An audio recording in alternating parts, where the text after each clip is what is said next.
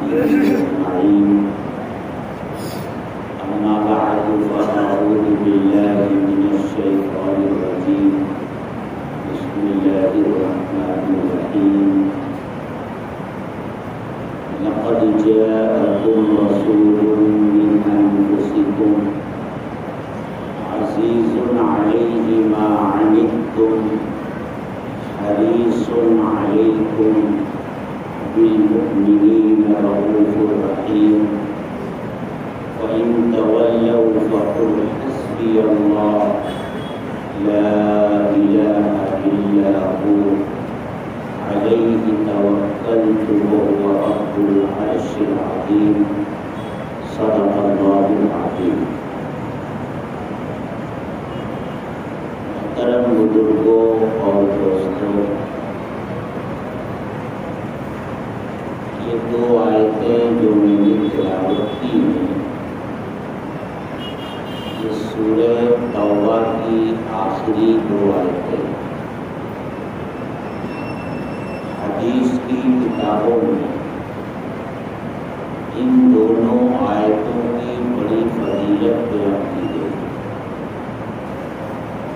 بعض مفسرین کا خیال ہے کہ قرآن کریم کی وہ آیتیں جو سب سے آخر میں نازل ہوئی یہی دو آیتیں. ان دونوں آیتوں میں اللہ تعالیٰ نے حضرت محمد رسول اللہ صلی اللہ علیہ وسلم کی چند صفات کا ذکر کیا، آپ کی خصوصیات کا ذکر کیا اور آپ کو تسلی دی، آپ کی حارث کرائی. یوں تو پورا قرآن آپ کی تعریف اور توصیف سے بھرا ہوا ہے، بلکہ یہ کہنا بالکل درست ہے کہ اس دنیا میں سیرت کے موضوع پر جتنی کتابیں لکھی گئیں ان تمام کتابوں میں سب سے اہم کتاب اللہ کی نازل کی ہوئی کتاب قرآن مجید ہے. پورے قرآن میں اللہ کے رسول صلی اللہ علیہ وسلم کی سیرت ہی کا بیان ہے. آپ کے اوصاف اور آپ کے کمالات اس قدر ہیں کہ کسی کو اگر عمر نوح مل جائے اور وہ اپنی پوری زندگی کا ایک ایک لمحہ آپ کی توصیف اور تعریف کرتے ہوئے گزار دے پھر بھی وہ کما حقہ آپ کی تعریف اور توصیف نہیں کر سکے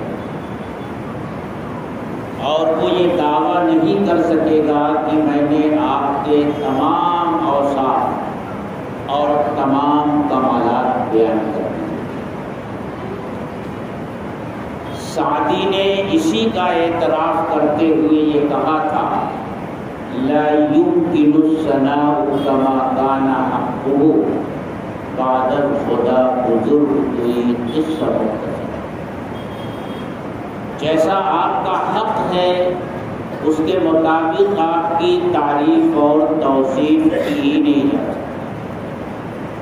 کسی انسان کے بس کی بات نہیں ہے کہ وہ آپ کی تعریف اور توصیف کا حق ادا کر سکے اور آپ کے تمام کمالات اور اوصاف کا جامع تذکرہ کر سکے.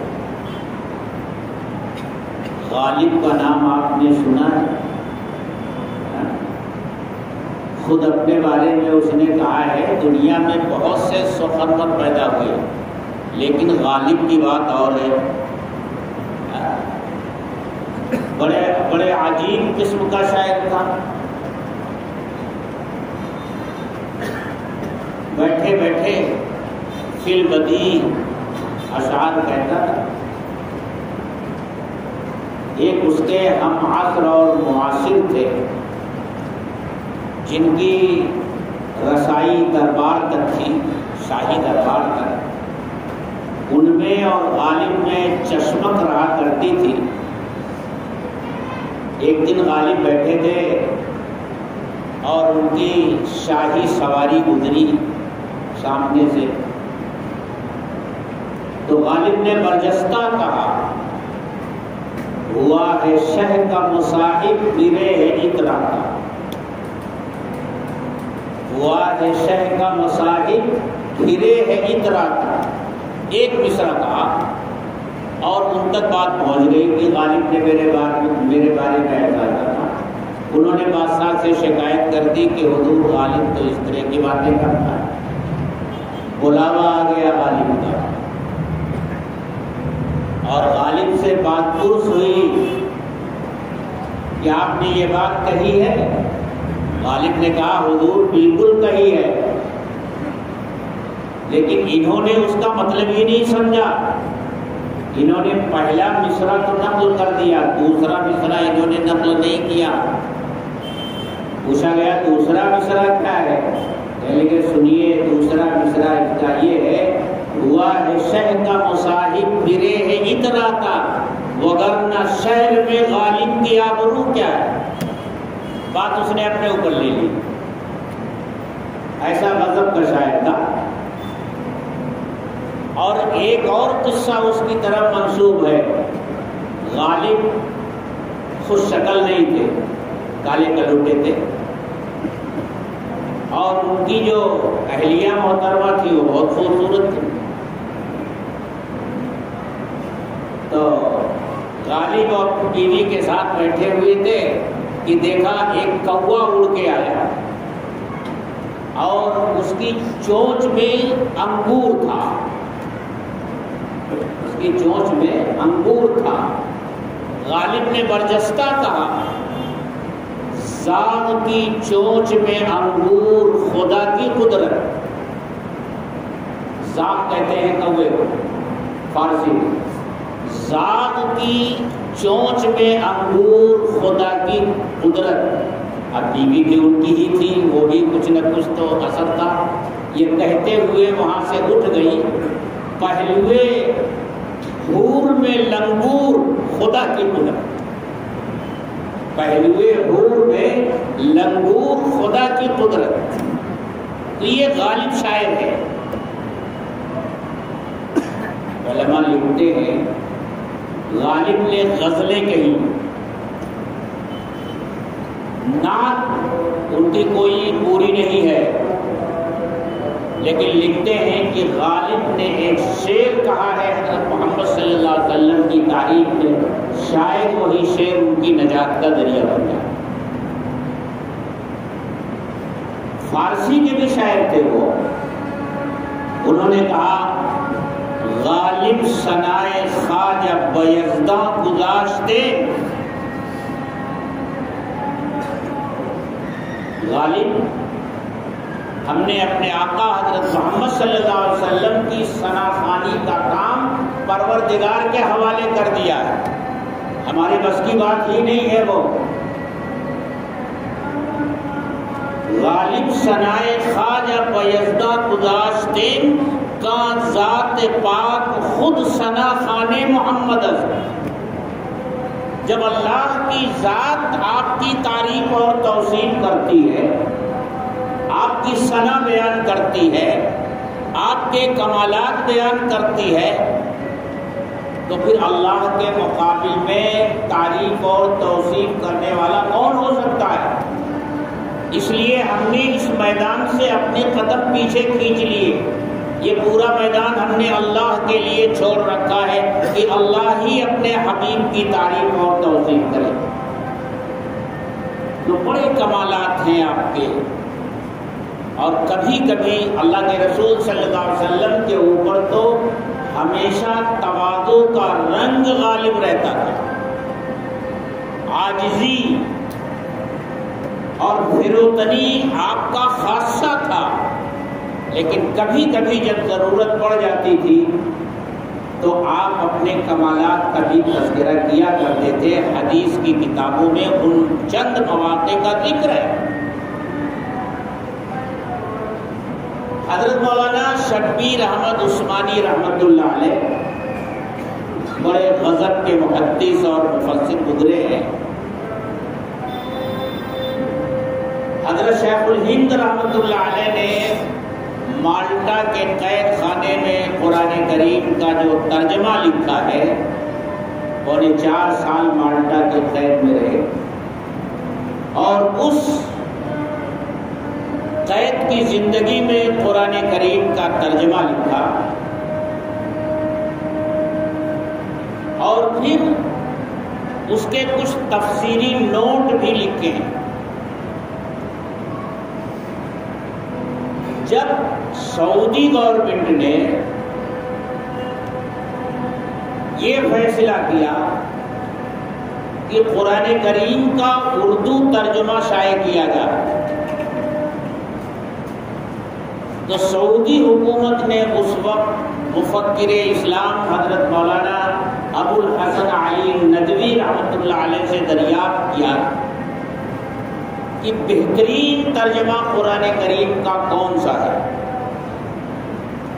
تو حضرت مفکر اسلام رحمۃ اللہ علیہ نے ترجمہ شیخ الہند کی نشاندہی فرمائی تھی اور پہلی مرتبہ اردو ترجمے کے ساتھ جو قرآن سعودی حکومت نے شائع کیا تھا اور حاجیوں میں تقسیم کیا تھا وہ ترجمہ شیخ الہند تھا.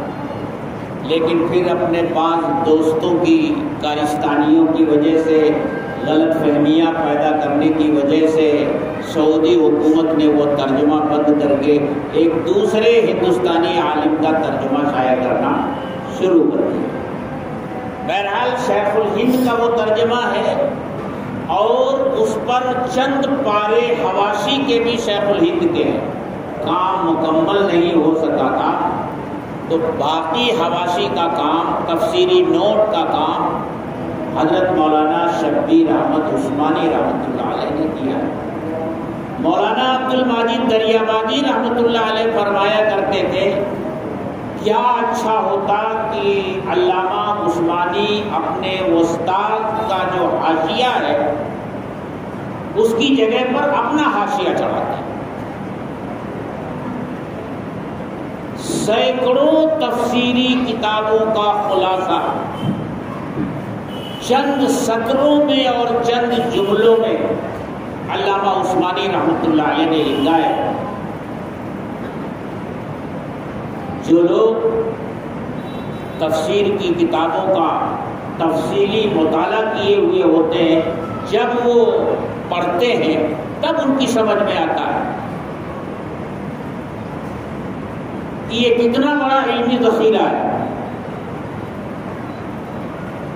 تو میں ان کا واقعہ آپ کو سنانا چاہتا تھا کہ علامہ شبیر احمد عثمانی رحمۃ اللہ علیہ نے فرمایا کہ جب میں قرآن پڑھتا تھا تو میرے ذہن میں ایک بات بار بار آتی تھی کہ اللہ تعالیٰ نے جس کثرت کے ساتھ حضرت موسیٰ علیہ السلام کا تذکرہ قرآن میں کیا ہے اور جتنے زیادہ واقعات حضرت موسیٰ علیہ السلام کے بیان کیے ہیں، اتنے واقعات اور اس کثرت سے تذکرہ کسی اور نبی کا، حتیٰ کہ حضرت محمد صلی اللہ علیہ وسلم کا بھی نہیں کیا. قرآن کا انداز یہ ہے کہ وہ آپ کا نام نہیں لیتا. صرف قرآن میں 4 مواقع ایسے ہیں جہاں آپ کا نام لے کر اللہ نے آیت نازل فرمائی. صرف 4 جگہ پر محمد کا نام آیا ہے. باقی کہیں یا ایھا المزمل، یا ایھا المدثر، یا ایھا النبی، طٰہٰ، یاسین، اس طرح کے القاب اور خطابات کے ساتھ قرآن آپ کا تذکرہ کرتا ہے. فرماتے ہیں میرے دل میں رہ رہے کی یہ بات آتی تھی کہ آپ کا مقام اور مرتبہ تو تمام نبیوں اور رسولوں سے بلند تر ہے، پھر کیا وجہ ہے کہ موسیٰ علیہ السلام کا تذکرہ زیادہ ہے، ان کے واقعات زیادہ بیان کیے گئے؟ لیکن ایک مرتبہ جب میں نے قرآن کریم کی یہ آیت پڑھی قل ان کنتم تحبون اللہ فاتبعونی یحببکم اللہ، اور میں نے غور کیا اس پر تو میرے سارے خدشات دور ہو گئے۔ اللہ تعالیٰ نے یہ فرمایا کہ اے محمد صلی اللہ علیہ وسلم آپ لوگوں سے کہہ دیجئے کہ اگر اللہ سے محبت کرتے ہو تو میری اتباع کرو، میری پیروی کرو، اللہ تم سے محبت کرنے لگے گا۔ فرمایا میں نے غور کیا جس ہستی کی اتباع اور اس کی پیروی اللہ کو اتنی محبوب ہے کہ اللہ اتباع اور پیروی کرنے والے سے محبت کرنے لگتے ہیں، تو پھر اس ذات سے اللہ کو کتنی محبت ہوگی۔ جب ان کی اتباع کرنے والوں سے اللہ محبت کرتے ہیں تو خود ان سے اللہ کتنی محبت کرتے ہوں گے۔ پہلے بات سمجھ میں آ گئی، اس ایک لفظ نے سارے خدشات دور کر دیے۔ اللہ تعالیٰ نے خود آپ کے اوصاف اور کمالات بیان کیے۔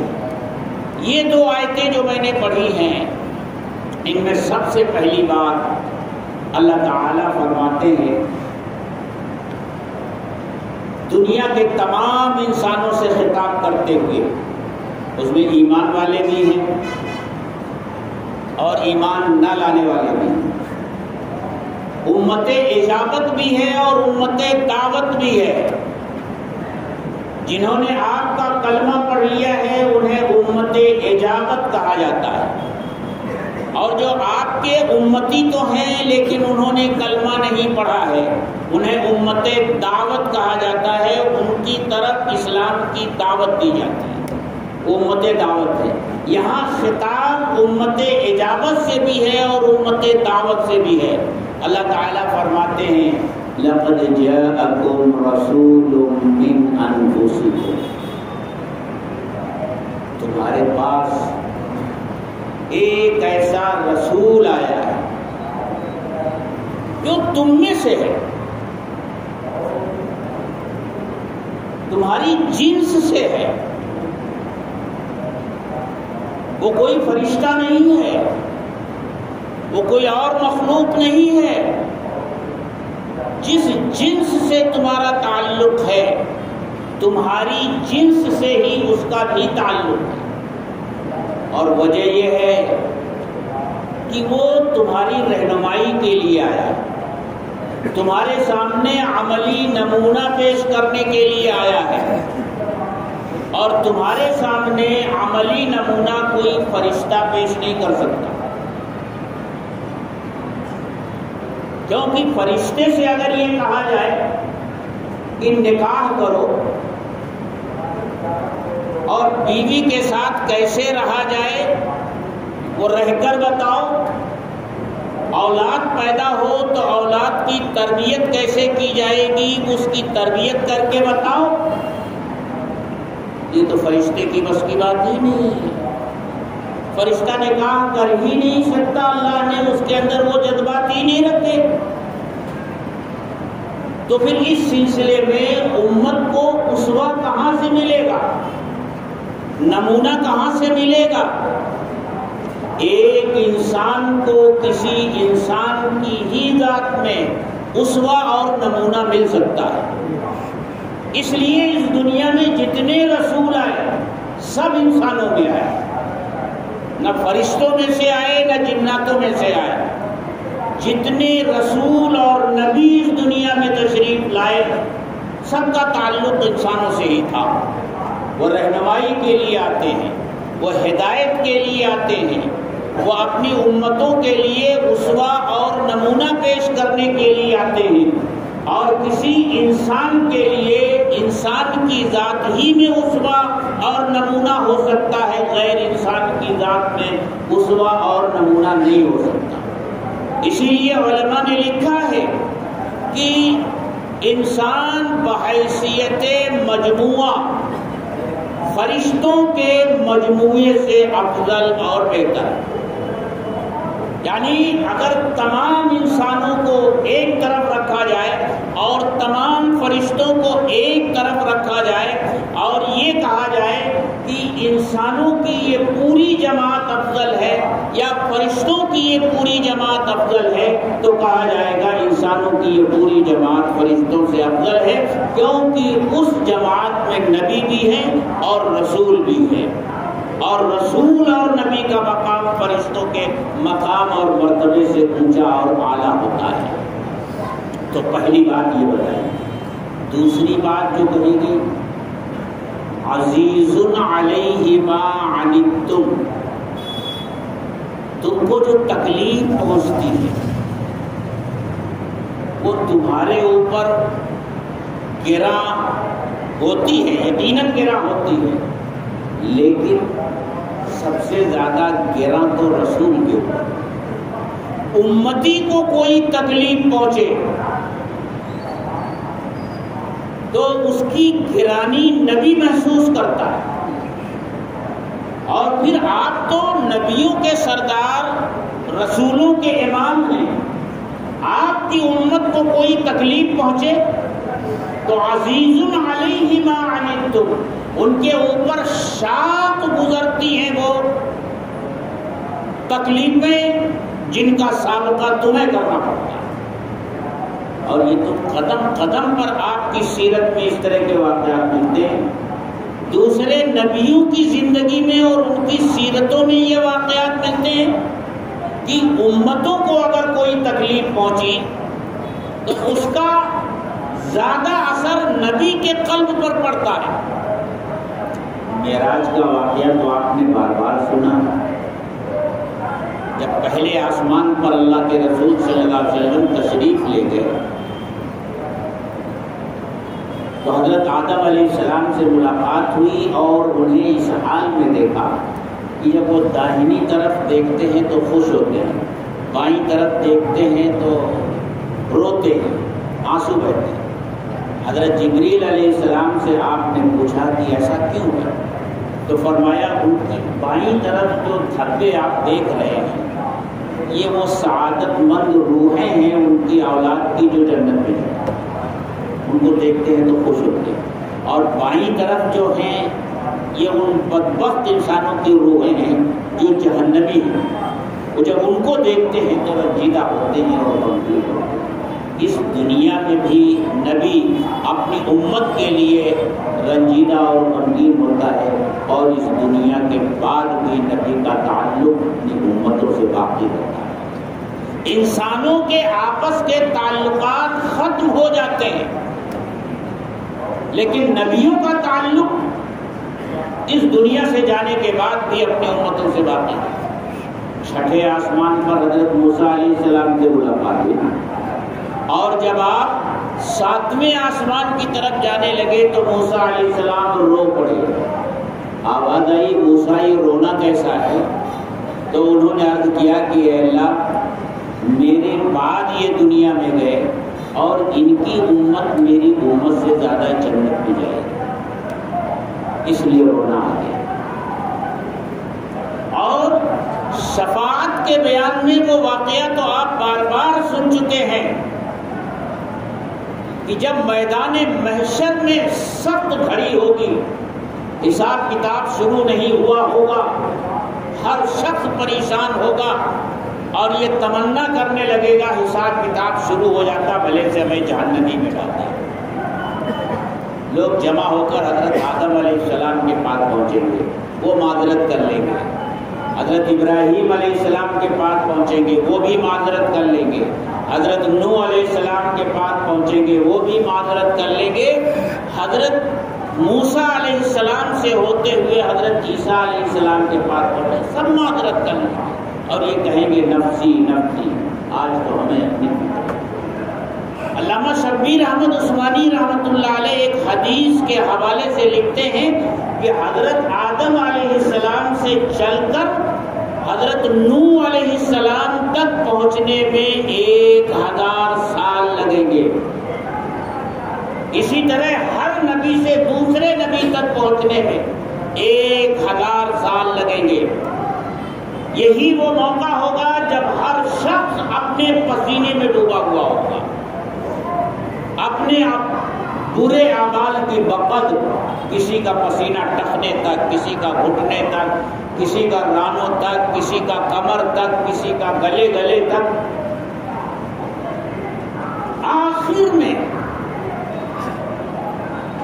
تمام انسان، اس میں ایمان والے بھی غیر ایمان والے، حضرت محمد صلی اللہ علیہ وسلم کی خدمت میں پہنچیں گے اور ان سے عرض کریں گے آپ اللہ سے سفارش کر دیجئے، ہمارا حساب کتاب شروع ہو جائے۔ سارے نبیوں نے تو کہا تھا نفسی نفسی، لیکن آپ فرمائیں گے میں تو تمہارا ہی منتظر تھا، کہاں تھے؟ پھر آپ خود فرماتے ہیں کہ میں بارگاہ رب العزت میں سجدہ کروں گا اور اللہ جب تک چاہے گا میں سجدے میں رہوں گا۔ پھر ارشاد ہوگا ارفع رأسک، اے محمد سر اٹھائیے، سل توتا، مانگیے دیا جائے گا، آپ شفاعت کیجئے، جس کی شفاعت آپ کریں گے قبول کیجئے۔ پھر آپ حساب کتاب شروع کرنے کی سفارش کریں گے اور آپ کی سفارش سے حساب کتاب شروع ہوگا، سب کا، ایمان والوں کا بھی اور غیر ایمان والوں کا بھی۔ اسی کو شفاعت کبریٰ کہا جاتا ہے۔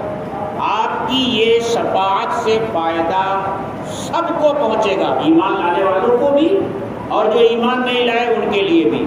یہ شفاعت کبریٰ ہے، یہ خصوصیت ہے آپ کی، کسی اور نبی کو یہ مقام اور مرتبہ اللہ نے نہیں دیا۔ اور پھر آپ سوچئے ایسا بھی تو ہو سکتا تھا کہ آدم علیہ السلام، پھر نوح علیہ السلام، پھر ابراہیم علیہ السلام، پھر موسیٰ علیہ السلام، پھر عیسیٰ علیہ السلام، اتنا چکر کٹوانے کے بجائے اللہ پہلے ہی لوگوں کی رہنمائی کر دیتا کہ محمد صلی اللہ علیہ وسلم کے پاس چلے جاؤ۔ لیکن اگر ایسا ہوتا تو آپ کا مقام اور مرتبہ اللہ کے نزدیک کیا ہے، محشر والوں پر پوری طرح واضح نہیں ہوتا۔ اس طرح تو محشر والوں پر اللہ نے واضح کر دیا کہ آج جو مقام اور مرتبہ ہے حضرت محمد رسول اللہ صلی اللہ علیہ وسلم کا، وہ کسی کا نہیں ہے۔ آدم علیہ السلام سے لے کر حضرت عیسیٰ علیہ السلام تک کسی بھی نبی اور رسول کا وہ مقام اور مرتبہ نہیں ہے جو حضرت محمد رسول اللہ صلی اللہ علیہ وسلم کا ہے۔ تو فرمایا عزیز علیہ ما عنتم، اس کے بہت سارے واقعات ہیں۔ حریص علیکم، حریص، اے لوگوں وہ نبی تمہاری بھلائی کے لیے حریص ہے، حرص ہے اسے کہ تمہارے ساتھ بھلا ہو، تمہارے ساتھ اچھا ہو، اس دنیا میں بھی اور آخرت میں بھی۔ یعنی ہر وقت اپنی امت کی فکر میں وہ بھول رہے ہیں، ہر وقت امت ہی کی فکر ہے، امت ہی کی بھلائی کی فکر ہے۔ جب قرآن کریم کی آیت نازل ہوئی وَلَسَوْفَ يُعْطِيكَ رَبُّكَ فَتَرْضَىٰ، اے محمد صلی اللہ علیہ وسلم عن قریب آپ کا پروردگار آپ کو اتنا دے گا کہ آپ راضی ہو جائیں گے۔ تو جانتے اس وقت آپ نے کیا فرمایا تھا؟ اِذًا لَا أَرْضَىٰ، میں اس وقت تک راضی نہیں ہوں گا جب تک میری امت کا کوئی ایک فرد بھی جہنم میں ہو۔ یہ امت کا درد ہی تھا آپ کے قلب مبارک میں کہ پوری پوری رات کھڑے ہو کر کے اللہ کے حضور نماز میں گزار دیتے تھے، پائے مبارک میں ورم آ جاتا تھا، ازواج مطہرات کو ترس آتا تھا آپ کے اوپر۔ ایک مرتبہ حضرت عائشہ صدیقہ رضی اللہ تعالی عنہا نے عرض کیا کہ آپ بخشے بخشائے نہیں ہیں؟ آپ نے ارشاد فرمایا بے شک میں بخشا بخشایا۔ فرمایا پھر اتنی محنت کیوں کرتے ہیں آپ بخشے بخشائے؟ ارشاد فرمایا عائشہ کیا میں اپنے پروردگار کا شکر گزار بندہ نہ بنوں؟ آپ کی اس محنت اور مشقت اور اس فکر مندی کو دیکھتے ہوئے اللہ بار بار آپ کو تسلی دے رہے ہیں کہ اے محبوب، ہم نے آپ کے ذمے دعوت کا کام لگایا ہے، کسی کو ہدایت دے دینا یہ آپ کے بس کی بات نہیں ہے، ہدایت تو ہم دیں گے، آپ کا کام صرف دعوت پہنچا دینا ہے، اللہ کے دین کی طرف بلا دینا ہے، بس آپ کا کام ختم۔ انک لا تہدی من احببت ولکن اللہ یہدی من یشاء، آپ جسے چاہیں ہدایت دے دیں، ایسا نہیں ہوگا، ہدایت تو بس اللہ ہی دے گا۔ لست علیہم بمسیطر، اے محبوب ہم نے آپ کو ان پر چوکیدار نہیں بنایا ہے، بس ہم نے جتنا کہا ہے آپ ان سے کہہ دیجئے، آپ کی ذمہ داری ختم ہو جاتی ہے۔ اور اللہ نے فرمایا طٰہٰ ما انزلنا علیک القرآن لتشقی، طٰہٰ ہم نے آپ کے اوپر قرآن اس لیے نہیں اتارا ہے کہ آپ سختیوں میں پڑیں۔ اور ایک موقع پر قرآن کہتا ہے فَلَعَلَّكَ بَاخِعٌ نَفْسَكَ عَلَىٰ آثَارِهِمْ إِن لَّمْ يُؤْمِنُوا بِهَٰذَا الْحَدِيثِ أَسَفًا، آپ کی حالت تو ایسی ہو گئی ہے، آپ ان کی رہنمائی اور ہدایت کے لیے اتنی کوشش اور محنت کر رہے ہیں، ایسا لگتا ہے کہ آپ اپنے آپ کو اس راستے میں ہلاک کر ڈالیں گے۔ اللہ تسلی پہ تسلی دے رہا ہے، لیکن قرآن نے جو کہا ہے حریص ہو، یہ امت کی ہدایت کے لیے حریص ہے، یہ تو عام امت کے لیے ہے، اور ایمان والوں کے لیے فرمایا وہ رؤوف ہے، رحیم ہے، مہربان۔ آپ کی پوری زندگی کا خلاصہ یہی ہے کہ اللہ کی مخلوق کے ساتھ ہمدردی، عملی طور سے بھی اور آپ کی تعلیمات بھی اس سلسلے کی۔ آپ نے فرمایا لا یرحم اللہ من لا یرحم الناس، جو لوگوں پر رحم نہیں کرتا۔ غور کیجئے الفاظ پر، یہ نہیں کہا کہ جو ایمان والوں پر رحم نہیں کرتا، بلکہ کیا کہا؟ جو لوگوں پر رحم نہیں کرتا، اور لوگوں میں سب داخل ہیں، ایمان والے بھی غیر ایمان والے۔